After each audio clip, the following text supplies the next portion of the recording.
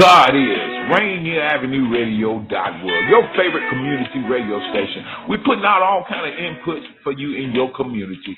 So come on and listen to us and tune us in. Get on our Facebook, Instagram, and all. As we're doing it right here for you in your community with Rainier Avenue Radio World. And God is an inspiration of gospel music. Also, we're doing a lot of different things in your community. We give out free food. We give out a lot of things in the community. We do a lot of shows. We do a lot of things on the sports part, and we want you to come on out and tune us in and come to the community, and we do a lot of things in your community. So make sure you go to our website, Rainier Avenue Radio World, and also go to the God Is website and look us up and see what we do in your community, something maybe you might like. So come on by and check us out from 11 to 2. Free food giveaway. Yo, what's good? It's D-Money, and you should definitely check out Fresh Juice every Wednesday, 9 to 11 Pacific, right on Rainier Avenue Radio. With pint-sized Patron, P-Treasy to Don. Y'all be sure to clean your mirrors as we play brand new hip-hop and R&B from locals and worldwide. It's ID Yourself, a.k.a. Malcolm Flex. Make sure you check out Fresh Juice every Wednesday, Pacific Standard Time from 9 to 11 p.m. And to get those exclusive interviews that we be doing. Sipping a brand new Fresh Juice every single week. Yeah. Every Wednesday, 9 to 11, Rainier Avenue Radio. Yeah. Different rules apply when it gets this late. You know what I mean? It's like after hours. Whatever gets you through the night, it's all right. Hello. I'm an unpaid spokesman for DJ Sotovaci. I'd like to invite you to listen to his free-form music show. It's popular music the way it was never intended to be heard. Whatever gets you through the night, late nights, here on Rainier Avenue Radio World. Whatever gets you through the night. Do you want to reach out to the Vietnamese community in Seattle? Just advertise in Người Việt Tây Bắc, that is Northwest Vietnamese News, the longest running Vietnamese language newspaper in our region. Go to nvnorthwest.com. Would you like to see when your favorite Rainier Avenue Radio show comes on? Check out our show schedule, updated weekly at rainieravenue.world.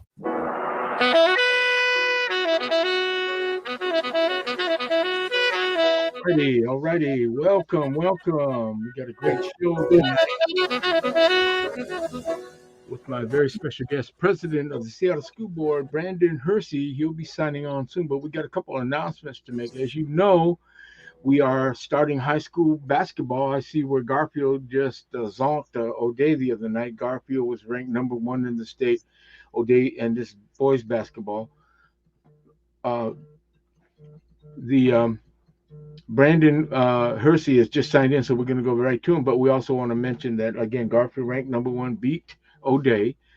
And we've got, again, continuing basketball, Metro League sports. We've got a big event coming up Monday for ML King Day. But I thought in light of everything, and I guess you can see the logo behind me, Seattle Public Schools, we got ML King Day. We'll be covering it. So there'll be a lot of things going on over this actually during the weekend leading up to ML King Day, which is Monday. So again, without, as they say, further ado, thank you, Brandon, for coming on in. And I know you're a busy guy, president of the Seattle School Board. Oh my gosh, he's even got gray hairs, folks. I when I knew him, he barely had any gray hairs at all. Brandon, how are you doing? It's a wild ride, bro. I'm good, though. I'm blessed and highly favored. Happy to be here. Okay. Oh, go ahead and pull up into the mic a little bit closer. Get in there. Oh, here. Hold on one second.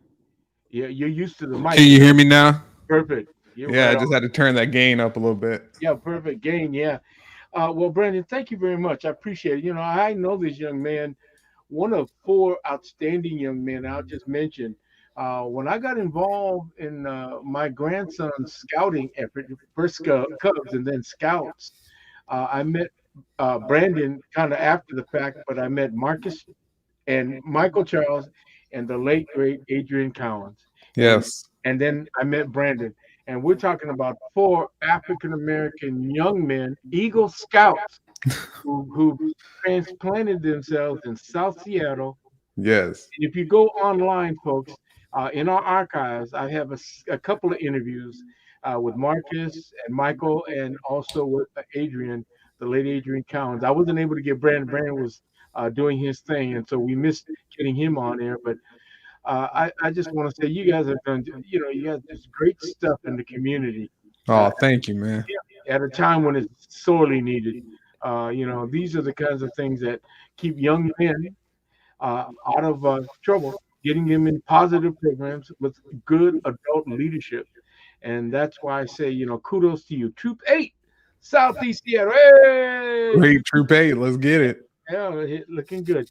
So, again, I invited Brandon to come in because not only does he do that wonderful community-based stuff, but he is – there's a little bit of an echo. So turn it down just a little bit as the message I'm getting. So, yeah. How's that? Is that any better? That sounds very good to me because I'm not a techie. But you got a good setup because your speakers are nice and clear, man. I have to play around with mine. I got actually 8 speakers in my studio here, but I only use 2 at a time. So Brandon, I asked you to come on, President of the Seattle School Board. Yes, sir. You're again one of the 4 individuals that I just admire and respect greatly. But you are a transplanted Seattleite. So where are you from? Let's get a little bit of background about you. Yeah, man. I was first off, thank you for having me. It has been a long-held dream of mine to be on Rainier Avenue Radio, getting to speak with the likes of John. So this is something I can cross off my bucket list. I'm very excited to be here. A little bit about me. I'm originally from Hattiesburg, Mississippi, which is about 90 minutes east of New Orleans, for those of you who aren't familiar with the South.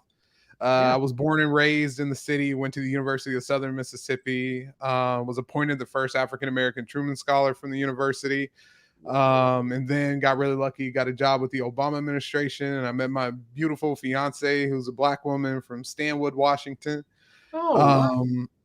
Yeah. And so she's a military brat, because that's usually what's up there, military, right? No, she was adopted. So that's what we were up there. Yeah. But she is so she got a really generous offer to UW Med. And so we moved back from one Washington to another. And we've been here for about 5 years.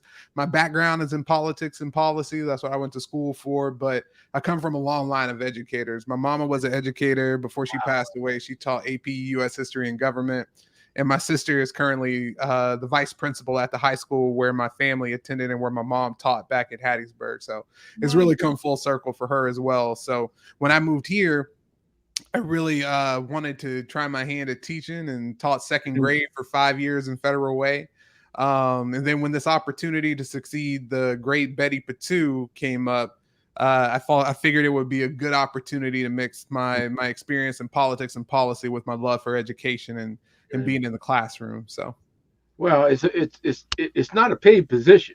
No. So you're doing this out of the love of education. But you grew up in Hattiesburg, which is just a stone throw away from Nolens, and I know you spent some time in Nolens. Oh, too much time, man. Too much time.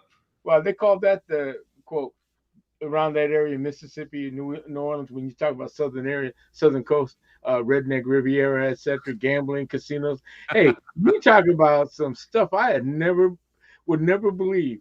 Yeah, we're talking about resorts, casinos, all that kind of stuff, right? Oh, it's beautiful now. Yeah, it got hit when the hurricanes came in, but now they rebuilt because there's a lot of money in that area. Yes, indeed. So you come here to Seattle, and that's wonderful that you mentioned fiance, and that you got basically more than a foothold here. Yes. You firmly ensconced yourself in South Seattle, especially with the your work in the community, especially again with Scouts and Troop 8. But and the legacy of Betty Patu. Betty Patu was one of the women of color, Southeast Pacific Islander, Samoan community who was really progressive.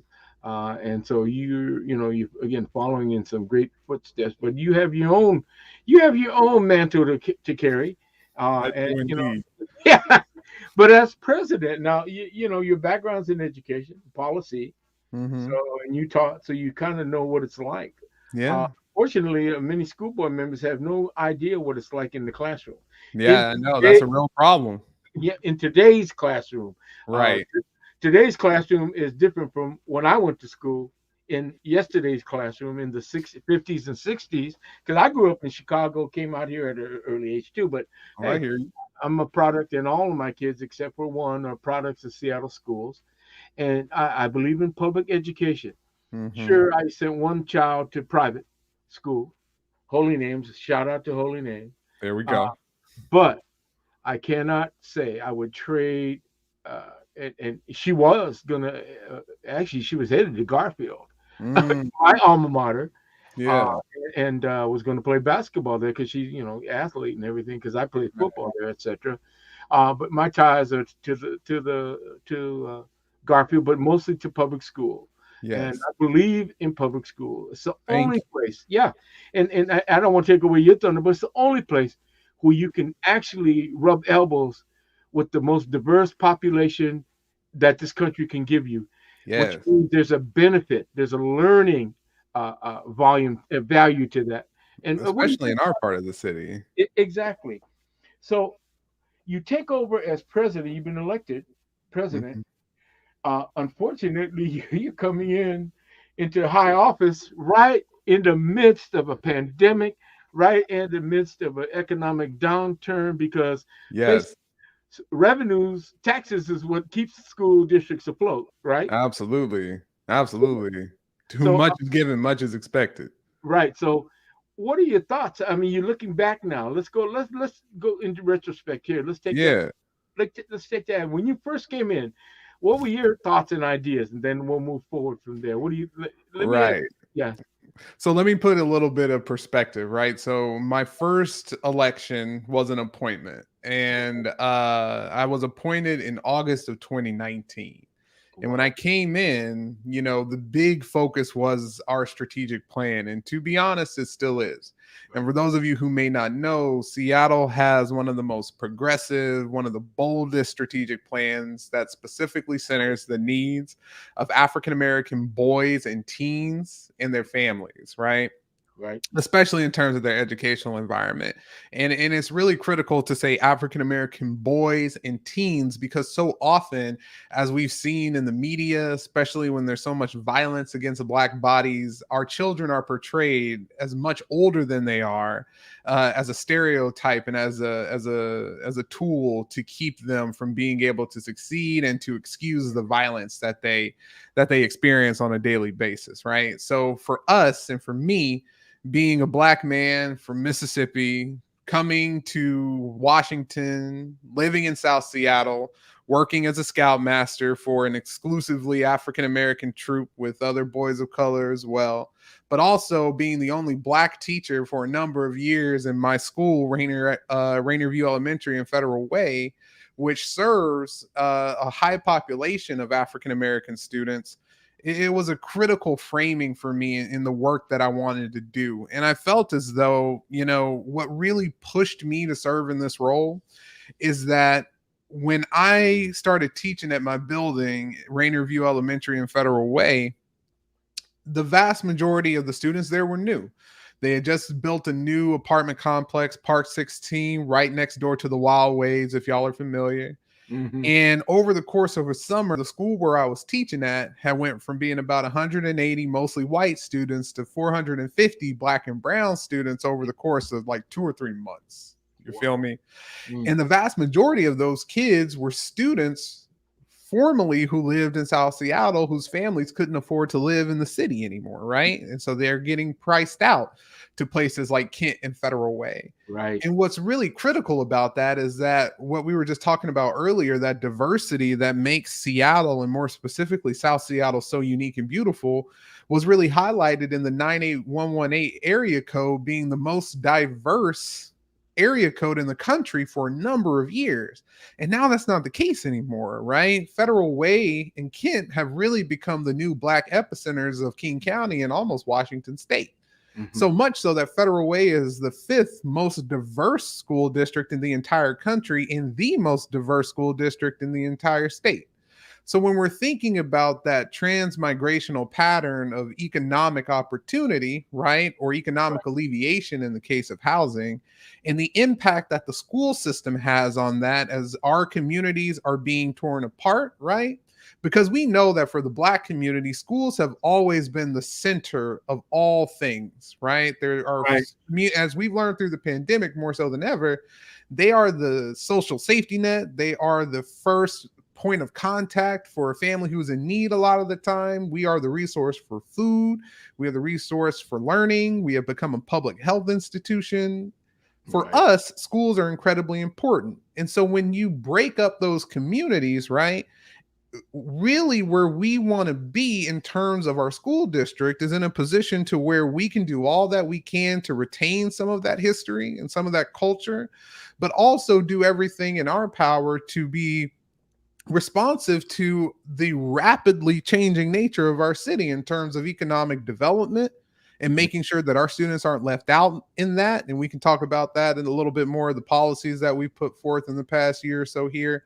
But more importantly, ensuring that our learning environments are safe primarily and welcoming to students of color, but that they also see themselves reflected not only in the curriculum, but in the people who are delivering it too, being their educators. That's very good.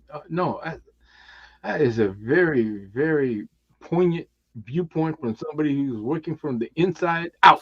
Yes, sir.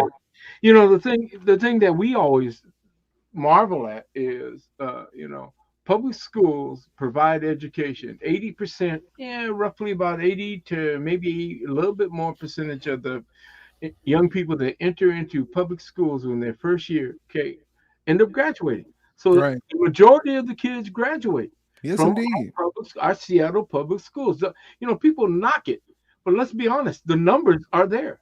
Mm-hmm. And so where else are you going to go get a very, varied education introduced to you and where you would come in contact with the various groups, the whole issue of inclusion, the whole issue of, race, gender, all of these things are very important. Schools, historically, people say, well, yeah, you raise your child, but actually your child also gets raised in a social setting called school. That also helps the kids basic values and things that teaches them how to get along with people, how to interact with people, all that to work to a common goal. But so now with this pandemic, with the downturn of the economy, and again, school districts are entities that thrive and rely on funding from the state. Seattle Public Schools actually had to sue the state of Washington. It went to the United States Supreme Court. I knew the attorney, Michael Hoagie, because I worked with him when I was at the school district. Mm-hmm. They took it upon themselves to sue the state of Washington for not adequately funding. The Constitution in the state of Washington says a free, appropriate public education, which means in order to provide that, you got to pay for it. Is that right? Isn't that right? That is correct. And so one of the missions that I know as a board member is to make sure that there is adequate funding, because all the time, things develop.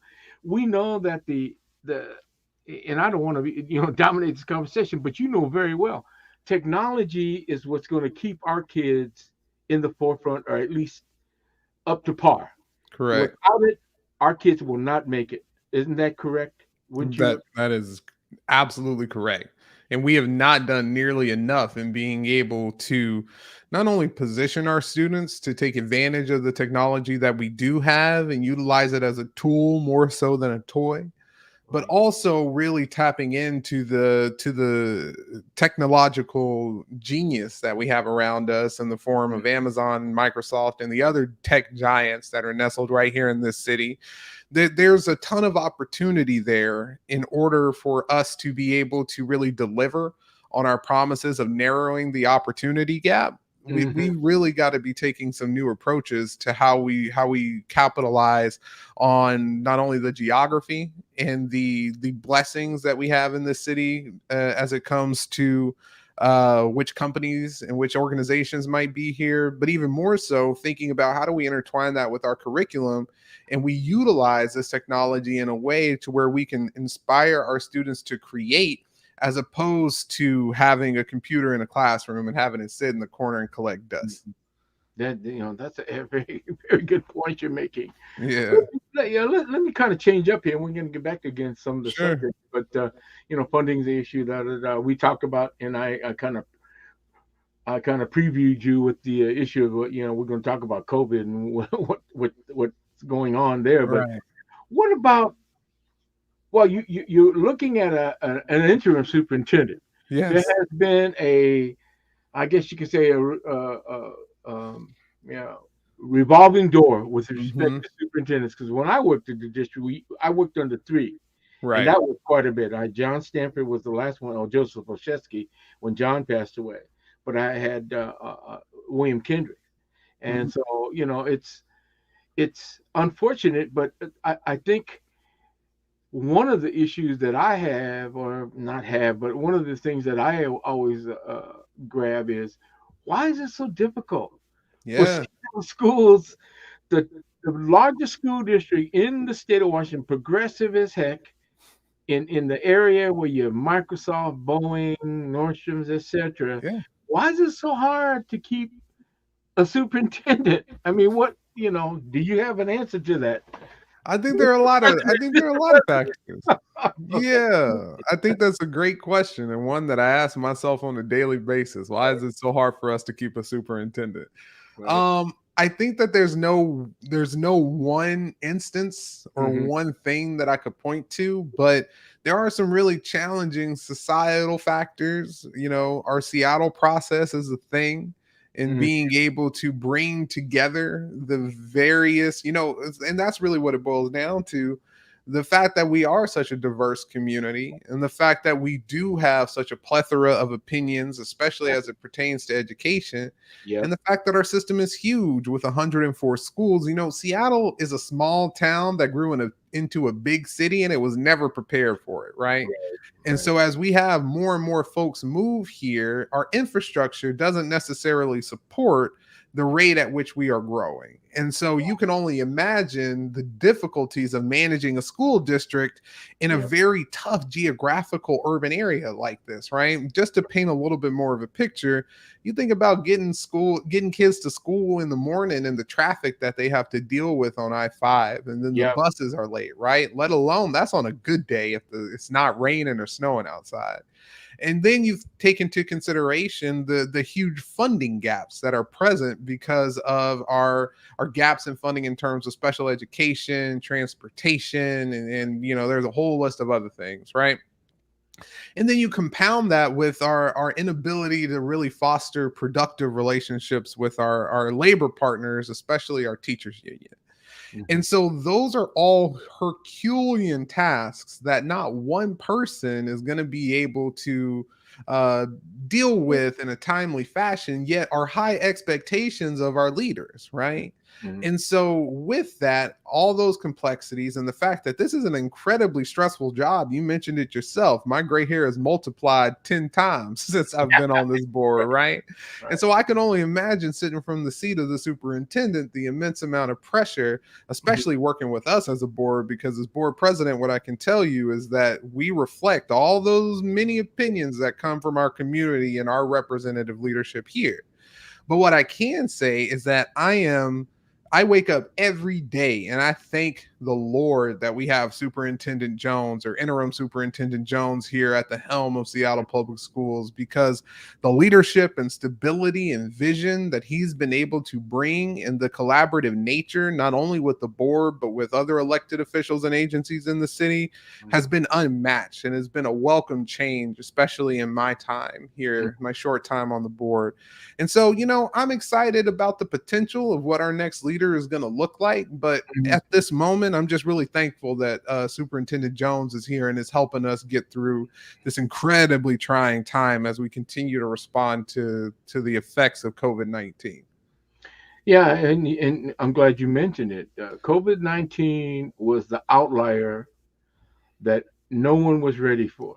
No, this was not at all.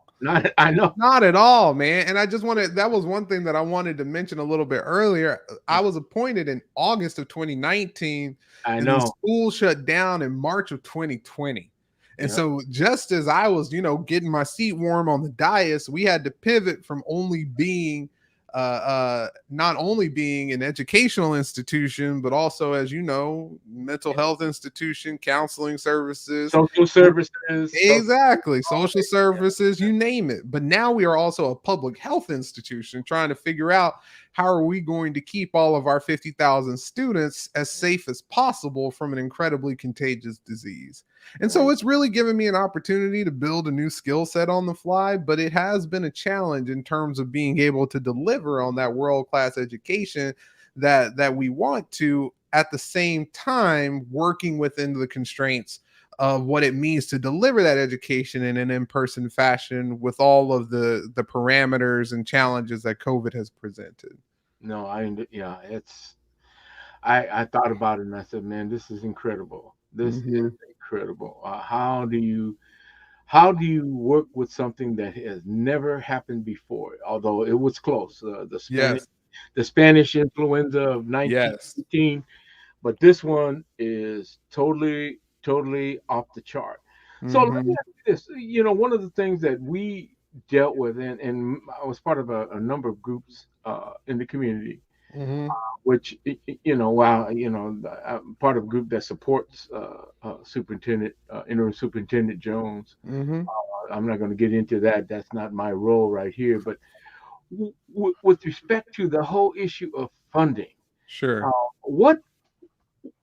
let me ask you this, and just be honest. You got a legislature that's going to be coming up. Yep. That's going to be getting in session. Yep. Are they on a scale of, I won't say 1 to 10, but 1 to 5? Yeah. Funding is with them. Is it on the 1 side, the 2 or 3 side, or on the 5 side, 4 or 5 side? I'm really hopeful for a 6 or a 7, brother, to be honest with you.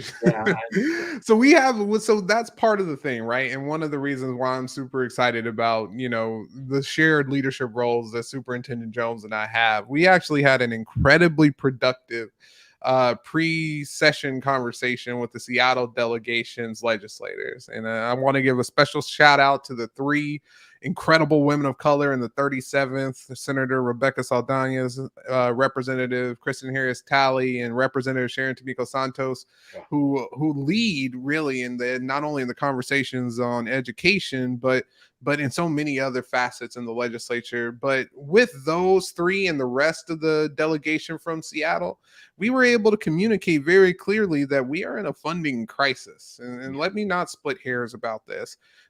For those of you who may not know, the way that public schools are funded are based on the amount of students that we have coming to class.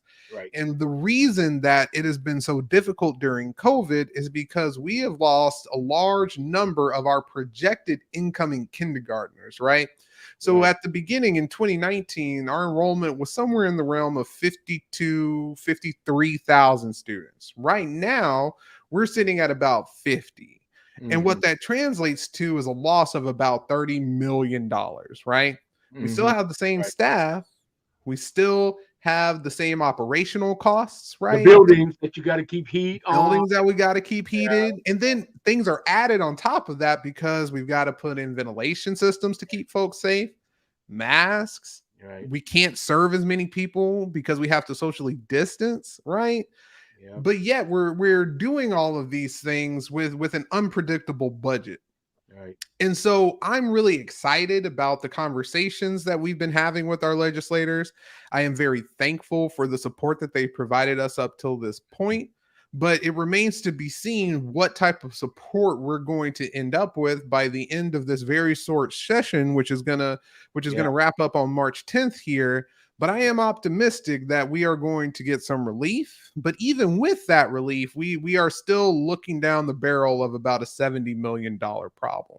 Wow. And largely that comes from, the fact that we are spending an immense amount of money on special education services in the models that we do, because a lot of folks come from neighboring districts in places outside of Seattle to Seattle for our special education services, right? They have the right to do that. Exactly. Exactly. And we want to serve them, and we have to serve them. It's our obligation, access to a free and appropriate public education. Yeah, there we go. That being said, right. That being said, with that, we are spending somewhere in the realm of $192 million on special education, and we only get reimbursed for a little less than half of that. And so that's where really a lot of our operating difficulties are coming from is, the historical issues that have predated a lot of the electeds that are here now that are really difficult to clean up on the back end because so many poor choices have been made over time that have impacted the way our schools are funded. Yeah, Brandon, we're going to take a break, but thank you very much. I am talking. My guest is President of the Seattle School Board, Mr. Brandon Hersey. Thank you. Great. Hey, you're listening to Seattle Here and Now on Rainier Avenue Radio. We'll be right back with more. Hey, stay tuned, folks. Don't go away. I'm going to go and get some coffee or something. All right, I'll be right back. Hey, Rainier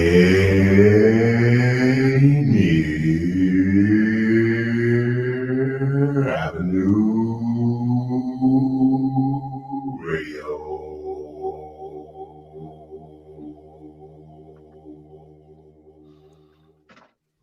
What is the Delta variant?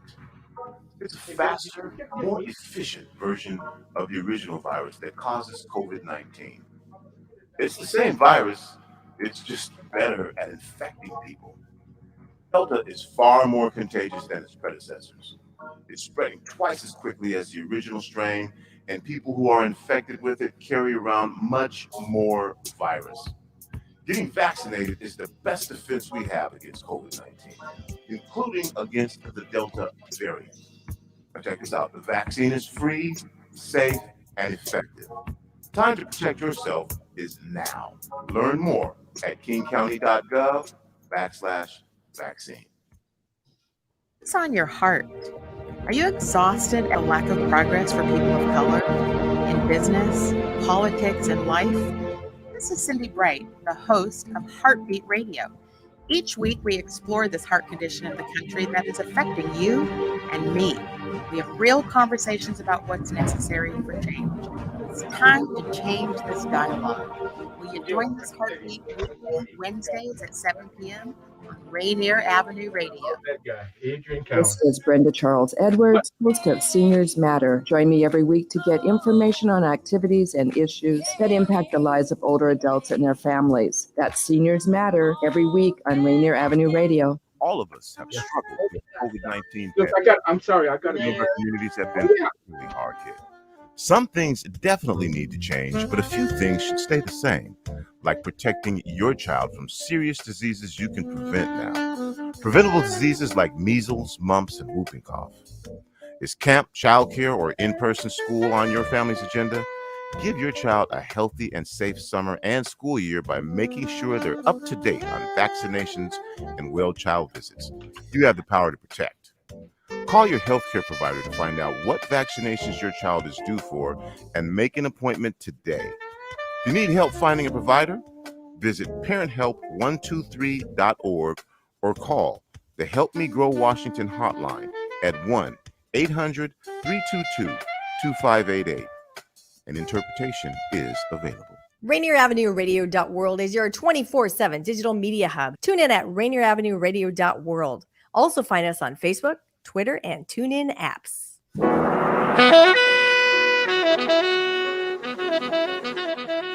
Right. We are back. We just took a recess. Now we're coming back. Again, my guest is Seattle School Board President, Mr. Brandon Hersey. Hey, I have another Mr. President in front of me, folks. Not the other president, but this one, who did work for Obama in the Obama administration. Hey, upcoming, and I'm going to make this announcement here. We got a Sports Weekly, Metro Sports Weekly with Masvita and Pat coming on right after. They'll be talking to Michelle Powell. I believe I hope I got that right. From O'Day High School. Michelle Powell, more than just a scholar athlete, and that'll be on at 7:00 right after this show. Again, my guest is Mr. Brandon Hersey, President of the Seattle School Board. We're going to talk about education. Also want to mention that for edification, Seattle Public Schools has started Metro League basketball. We got Yes, basketball indeed. coming. Yeah, we got it. We're broadcasting basketball. Brett, Yes. I don't know if you knew it, but we just covered, like I said, Garfield O'Day yesterday. But we got Metro League girls and boys basketball. Oh, We that's great. want to be gender neutral or gender positive. Yes, And so we indeed. got Roosevelt versus Franklin tomorrow. We got one game at 7 and another game at 8:30. So back to back. And then on upcoming, we've got the ML King celebration big time at Garfield High School, but it'll start tomorrow. We now are located in the Columbia Theater. That is our headquarters. Rainier Avenue Radio is in the Columbia Theater. That's our home. That's where we will be. We'll have a Saturday event going on, ML King Holiday Vendor Festival. That'll be coming up at the Columbia Theater. You know, the one that's right there in Columbia City. That's us. So anyways, just mentioning that. Thank you for letting me hawk our because we're doing this voluntarily. I came on volunteer, you're volunteer, all that good stuff, and all that time and effort you put in with the scouting, that's all voluntary because it's a labor of love, as they say. But I guess when you look at how much time and effort you put on the Seattle School Board, that's got to be a labor of love as well. Because I've been love all around. Yeah, no, I've been to board meetings that ran for like 4 hours plus, and especially with this controversial subject. But look, we talk about COVID. We talk about how Seattle schools, and I think it's been pretty effective. Although there are issues, and there are dead ends, and there are dust ups about it. But as a whole, I think it's moving in the right direction. Again, if people would just get vaccinated and get their booster, this is science is saying the reason why we have this spread is the number of people that haven't been vaccinated are contributing to this. Yes. And I don't want to get into it, but I mean, how do you deal with that? That's got to be a nightmare from logistics, from personnel. How did you guys come up with I mean, I know you have the plan, but I mean, what would you say is the next go round for Seattle schools from the board to? Yeah. That's a great question. And just to bring this home for everyone, as I mentioned earlier, my fiance is a doctor. She's a resident with the University of Washington at this moment. Recent graduate. She graduated a couple of years ago. And we have this conversation all the time. The intersection of education and medicine in this moment is where folks' attention really needs to be paid. Mm-hmm. And I want to just shout out to all the medical professionals out there, because while we in the schools are feeling it, those healthcare heroes are feeling it even worse. And the stories that she tells me of folks not being able to receive services who really need them because the hospitals are packed with unvaccinated folks who made that decision, it breaks my heart, right? And then it makes the impacts of what we do to keep our students and their families out of the hospital even that much more important, because we know for many of our families and many of our communities, especially those of color, if they receive this virus or if they contract it, they're not probably going to be able to receive the services they need in order to manage it and to recover in the most effective way. That's a very valid point, because I have long said, I critics about everyone getting medical coverage. They say, why? I have to pay for it. Why can't? There are people who can't pay for it. But you know what the problem is with that? If you don't have medical care, if you don't have a HMO program, it's also preventive. And we know this. When you get sick because you haven't had good medical care, you really get sick. And who pays for it? We all end up paying for it. And so, it's really interesting. I just got a job and working for HealthPoint. It's got about 18 or 19 locations. None of them, they also have in public schools, but in the Renton School District and Federal Way School District. So, but I know that it is an issue. I'm going to move away from that, and let's talk about some of the things that I really am interested in. We've got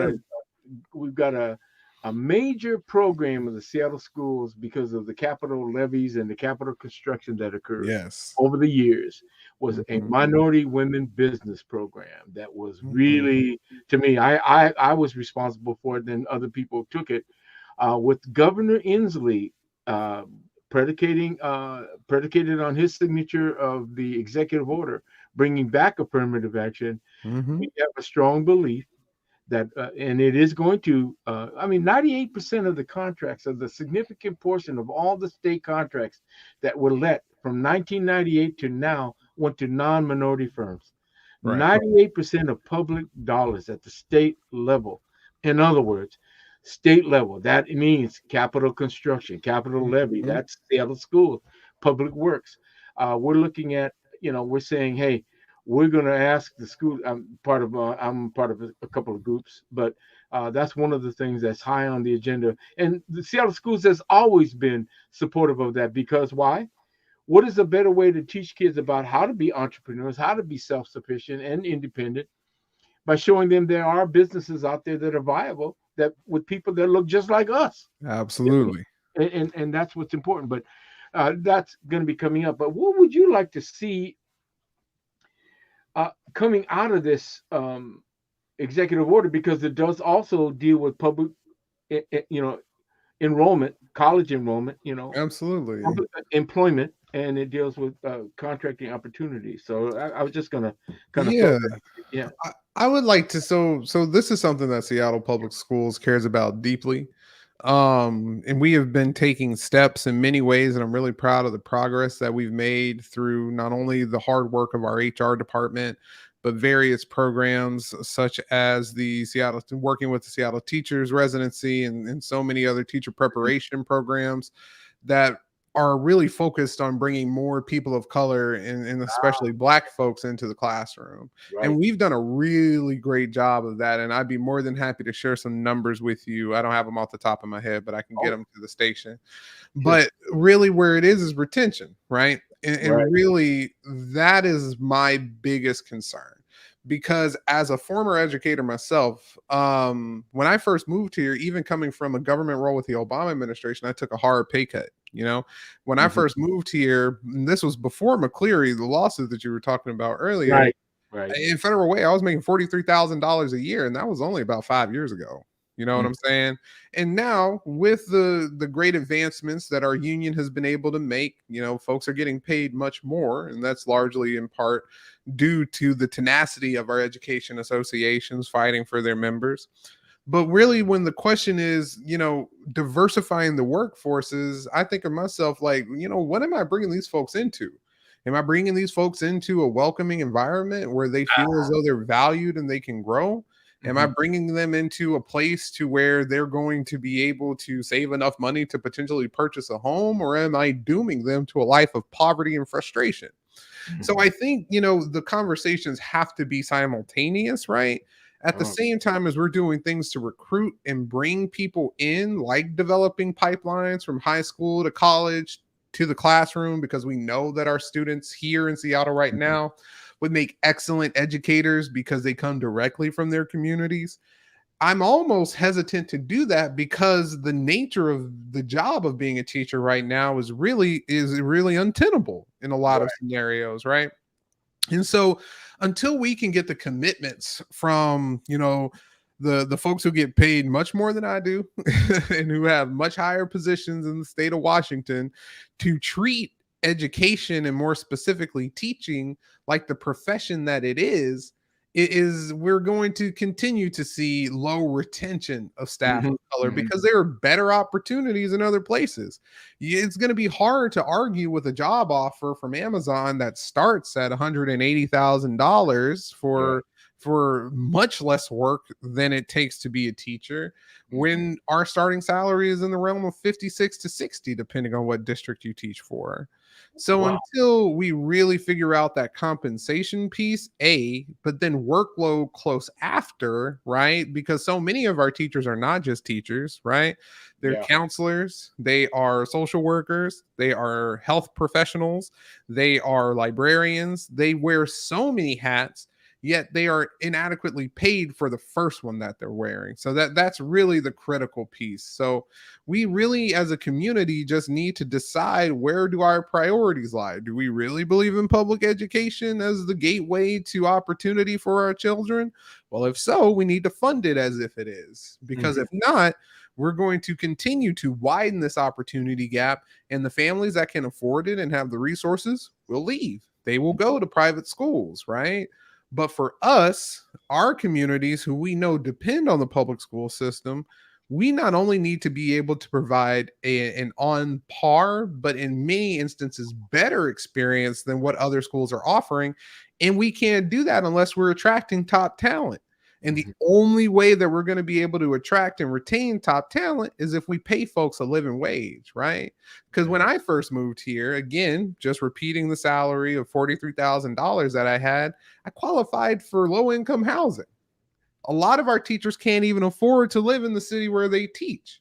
Right. So until we really figure out, like, are we providing a livable situation for our educators so that they don't have to work 2 and 3 jobs to make ends meet or commute an hour and a half because the only apartment they can afford is that far away from the building where they teach, we're going to continue to see poor outcomes for our students. And I feel strongly that that is unacceptable. Yeah, that's a very good, valid point. Well, now that we talked about some of the more positive things, let me dig down. Let me drill down. Let's get it. The academic achievement gap. Man. That has been the mantra of many groups over the years. There has been some movement, but not significant. In other words, the achievement of kids of color compared to the achievement gap with kids who are not kids of color is significant, and it is a problem. It is a problem. It is. And it's a big problem, right? And all of these things are interconnected, right? Just like we talked about our ability to retain teachers, just like we talked about our ability to keep the doors open because of our funding shortfalls. But really what it boils down to is that the opportunity gap is a multifaceted issue that is going to take multifaceted approaches in an all hands on deck type of approach in order to address in a significant way, right? Because what we're looking at here is we have students in our system that don't have access to the technology that they need. They don't have access to modernized curriculum. They don't have access to this and that and the other. But really what it boils down to is our expectations as the adults in our system, not only for our students, but for each other and our ability to hold folks accountable, right? Okay. We're making a really important shift to a new governance model that is called student-focused outcomes governance. And the more y'all talk to me over the next few years, the more you're going to hear that phrase come out of my mouth, because I think it is the best thing since sliced bread.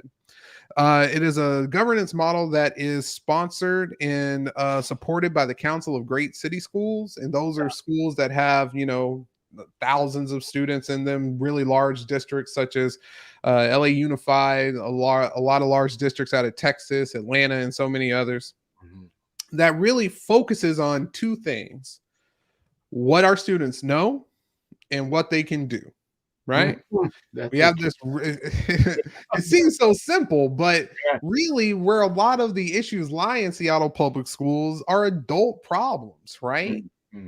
The approaches that we take, the respect and the deference that people expect to have in terms of making decisions for children, right? And really where our focus needs to be, and where specifically the school board needs to spend the majority of its time, is focusing on that monitoring. Is what exactly are we doing to support our students to get to a place to where they are proficient or mastering concepts in math, to where they are proficient or mastering concepts in literacy, and what skill sets do we need to make sure that they have so that when they graduate, right, that they have the choice, that it's not just college, that it's not just career, it's whatever comes next for them, right? Because college, what we know, doesn't work, and it's hella expensive for a lot of folks, right? You can't tell me that a college degree in the arts is worth it when you can go and learn a trade and start making $120,000, $150,000 out the gate. So making sure that we have opportunities of choice, that our students who want to engage with whatever career path, whether it be, like I mentioned, college, career, the military, or what have you, have the wherewithal about them to be able to maximize their earning potential no matter what path they choose, right? And that is where I think the opportunity gap, where we really need to start working backward, because if we're graduating students and they don't have the mastery of these concepts, they're going to be less competitive no matter what field they go into. That's a good point.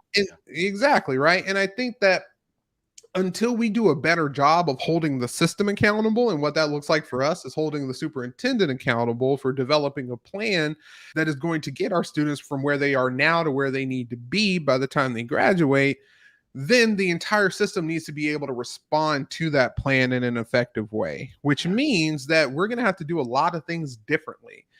And that's a good thing, because for a lot of folks who you will see will rant and rave about, oh, the school board's doing this, the school board's doing that, it's because they enjoy status quo. And what you and I know is that status quo has not worked for our communities for a long time. It will never work because it will never work. The historical disparities that have occurred. How can you say? No, I agree 100%. Yes, indeed. Yes, indeed. So, but no, the focus is great but then, like you said, the gap on your technology. One of the things that and the whole issue of how you teach teachers to teach. There isn't that much going on how we teach teachers to teach. They say people have different learning styles. Right. Everyone has a different learning style, and they have competencies too. I may not be good in math, but I'm very good in drawing and art and all these kind, those competencies and things like that. But what has always borne out of it is this. My ability to give you, my child, an experience outside of the normal realm of education, like taking you on a trip to Disney, taking you on a trip to the Grand Canyon, taking you on a trip to Europe, taking you on those differential experiences. We know the body of research says that does also have has a marked plus effect on the child's education. Their level of education is not just limited to what they see in the classroom or in the neighborhood surrounding them. They see a broader world, and that elevates them in terms of their ability to learn and see what's out there. And I know that that's a fact, because I'm going to give you an example real quick. I'm at Garfield High School. I'm in the French class. The teacher says, "How many are going to Europe this summer?" And I look around, and the majority of the class is white. And I look around, and almost everybody's raising their hand. Wow. And how many are going to the coast of France? This is a French class. How many are going to the Côte d'Azur, the coast of France? The Gold Coast of France. And about half the class raised their hand. And the teacher says, "Oh, it's such a wonderful place. I've been there so many times." And I'm sitting there saying, hold it. These kids that live in Broadmoor and Madison Park and all that stuff. And I'm saying, I haven't been anywhere out of this country. I haven't even been to Canada. And I'm saying, again, that is, to me, a striking example of giving kids who have the wherewithal, the differential experience that adds to their level of understanding and comprehension, which only feeds in their ability to learn. I mean, I think absolutely. I'm not a PhD, and I'm not done any research, and that's not my thesis, but that's what my belief is. And you're hitting on it too. A different approach, a way you look at that child from the perspective of not what they're not. And we have to also look at the disparity too, because we still know that the highest rate of suspension and expulsion occurs amongst Black males across the country. We know that. That has to stop. And you actually bridge to that. So, anyways, I didn't mean to interrupt you, but yeah, no, you're good. I think so. There has to be we have to take a real look at our curriculum. Isn't that one of the things that you're drawing out of here? That the curriculum, some of the standards that we use are still good, but we have to always be looking, right? Yeah, absolutely. And I think really approaching as much of our curriculum as we can through an ethnic studies lens is also super critical, which also leads back to the conversation that we were having before. We want to make sure that the curriculum that we're delivering is culturally competent and does no harm to our students, like a lot of especially history curriculum does. Right. But we also want to make sure that the folks who are teaching that curriculum are in the same position, who have the skill sets necessary to deliver that curriculum effectively. And we know that there's not going to be people who are going to be able to deliver it as well as folks who have a shared ethnic background in some situations, right? But the truth is that that's not going to be true for a lot of our students of color within our system. So what are we doing in partnership with these teacher preparation programs in developing our own curriculum in many cases to be responsive to our students to give them what they need? I also think that in terms of technology, right, being able to access your curriculum online, being able to see exactly where your student is, there are, sponsored curriculums that have these types of features that we've been using in Federal Way since 2016 that I think Seattle could really benefit from, right? Yeah. I think where this really comes home for me is that as the son of a teacher, it was not uncommon for my mother to have, one of her students around the dinner table on a Sunday night, enjoying food with us, right? Because they knew that regardless of where my mother was, whether it was in our home or in the classroom, that she had their back. You know what I'm saying? Mm-hmm. I still get calls to this day from my mom's former students who tell me what an impact she had on their lives. Exactly. And what that taught me from an early age is the more that we can dissolve the barriers between home and school, right? Yeah. To where students see their educator and their school community in the same light that they see their family, then exactly as one, great things are possible. But because of all of the trauma and the history of racism and redlining and busing and this, that, and the other in this city, a lot of that trust has been eroded. And once that's gone, it's a hard thing to reclaim. And so that's really what our focus is, aside from student outcomes as a leadership team at Seattle Public Schools, is what can we do to increase family engagement, which is critical, but make sure that it's two-way communication and it's not just us talking at families, but we are actually receiving their feedback in a way that we can process and turn into policy and practice in our buildings. Now we have this is a real tough one here. Please. Statistically, I've been reading about it, and I don't think it's changed much. There's an estimate that 65% or more of families of color, in particular African-American families and families of color living in urban settings, etc., across the country, 65% or greater don't have up-to-date technology. Some don't even have Wi-Fi. Some don't even have internet. I mean, it is a fact. I know that's a fact. Sure. And I'm saying to myself, what can we do?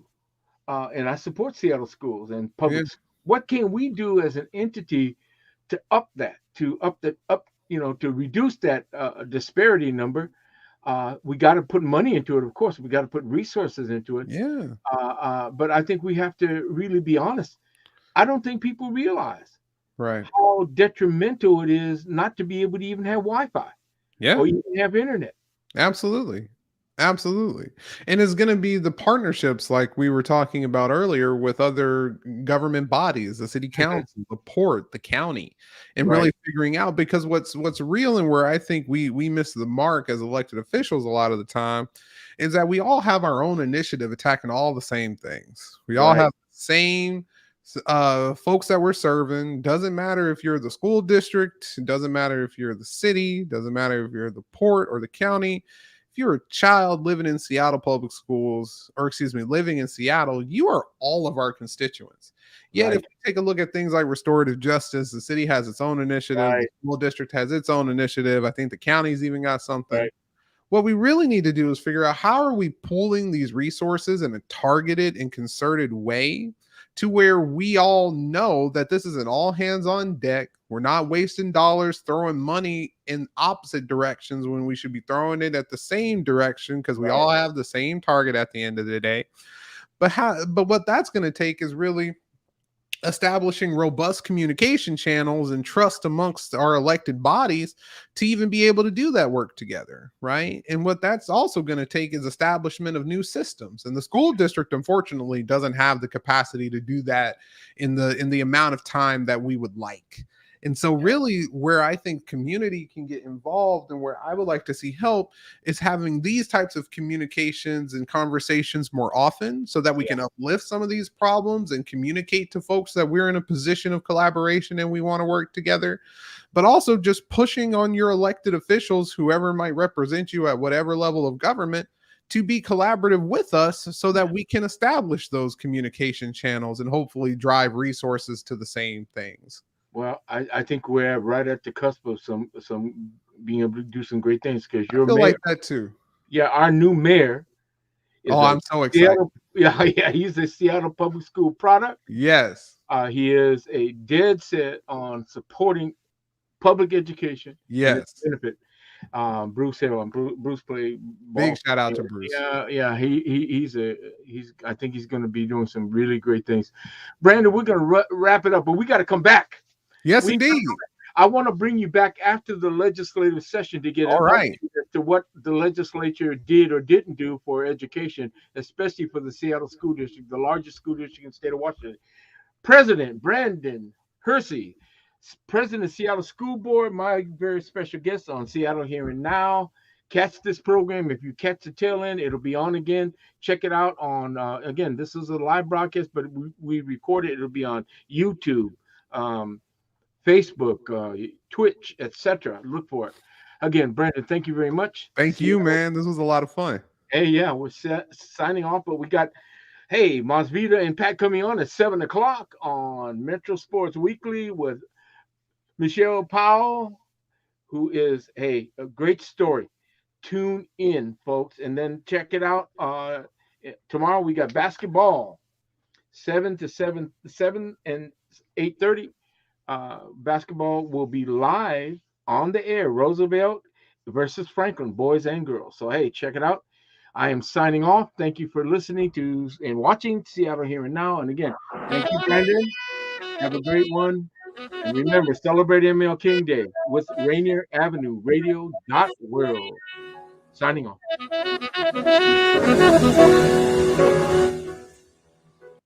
Rainier Avenue Radio.